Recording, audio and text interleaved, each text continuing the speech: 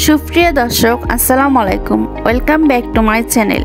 আজ শেয়ার করছি খুবই সিম্পল একটি রেসিপি, মূলা শাক ভাজির রেসিপি। চলুন মূল রেসিপিটি শুরু করা যাক। কিন্তু তার আগে যারা আমার চ্যানেলটি এখনো সাবস্ক্রাইব করেননি, এরকম আরো নতুন নতুন রেসিপি পেতে আমার চ্যানেলটি সাবস্ক্রাইব করে পাশে থাকার বেল বাটনটি অন করে দিন পরবর্তী ভিডিওর নোটিফিকেশন সবার আগে পাওয়ার জন্য।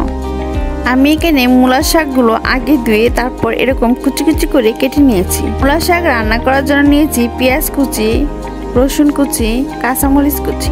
এখন আমি এখানে দিয়ে দিলাম কাঁচামরিচ কুচিগুলো, সামান্য পরিমাণ পেঁয়াজ কুচি, রসুন কুচি দিয়ে পরিমাণ মতো লবণ দিয়ে চুলায় বসিয়ে দিলাম।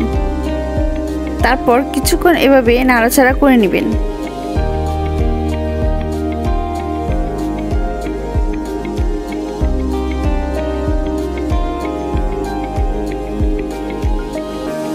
নাড়াচাড়া দিয়ে তারপর আমি সিদ্ধ হওয়ার জন্য ঢাকনা দিয়ে মূলা শাকগুলো ডেকে দিলাম। 5 মিনিট পরে ঢাকনাটা খুলে আবার দেখে নিলাম নিচে যেন না লেগে যায়। আবার একটু নাড়াচাড়া করে নিচ্ছি। সিদ্ধ না হওয়া পর্যন্ত আমি এভাবে নাড়াচাড়া করে নেব। আবার 5 মিনিটের জন্য ঢাকনা দিয়ে ডেকে দিলাম। ঢাকনাটা খুলে দেখে নিচ্ছি শাকগুলো সিদ্ধ হয়েছে কিনা। এখনো কিন্তু পুরোপুরি সিদ্ধ হয়নি, পানিটা শুকিয়ে গিয়েছে, শাকগুলো কিন্তু সিদ্ধ হয়ে গিয়েছে।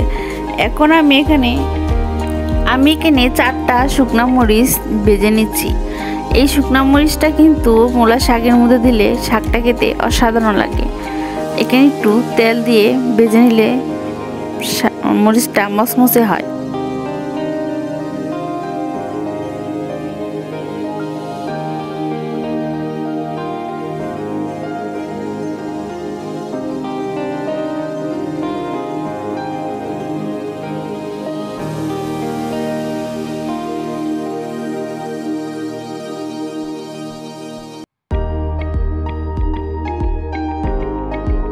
মরিচটা কিন্তু ভাজা হয়ে গিয়েছে।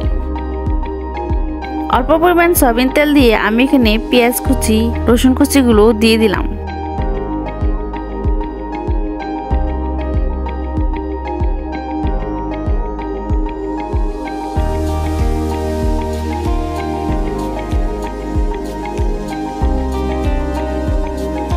লাল লাল হয়ে গেলে আমি এখানে দিয়ে দেব শাকগুলো। শাকটা আমি তেলের সাথে দিয়ে ভাজা ভাজা করে নিচ্ছি। এই মূলা শাকটা কিন্তু শীতকালে খেতে অনেক মজা লাগে। মরিচগুলো গুঁড়ো করে শাকের মধ্যে দিয়ে দিলাম।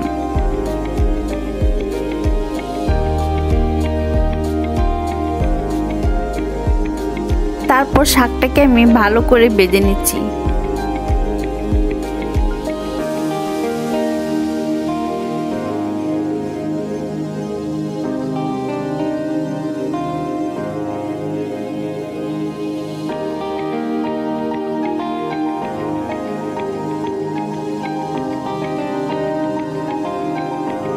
এভাবে কিছুক্ষণ নাড়াচাড়া করার পরেই কিন্তু শাকটা ভাজা হয়ে গিয়েছে। আর এই শাক ভাজাটা কিন্তু গরম ভাতের সাথে খেতেই অসাধারণ লাগে।